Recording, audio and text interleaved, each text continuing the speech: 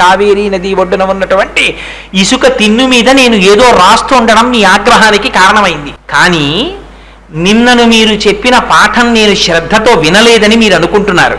మీరు వినండి, నేను చెప్తున్నానన్నారు అని గీతలో ఆయన ఎక్కడ ఏ శ్లోకం చెప్పారో ఆ శ్లోకం చెప్పేటప్పుడు శంకరాచార్యుల వారు వ్యాఖ్యానం ఏం చేశారని చెప్పారో, వారు సొంతంగా ఎంత చెప్పారో అన్నిటినీ వారు చెప్పిన మాటలలో ఒక మాట కూడా మార్చకుండా గంటసేపటి ప్రసంగాన్ని మళ్ళీ చెప్పేశారు.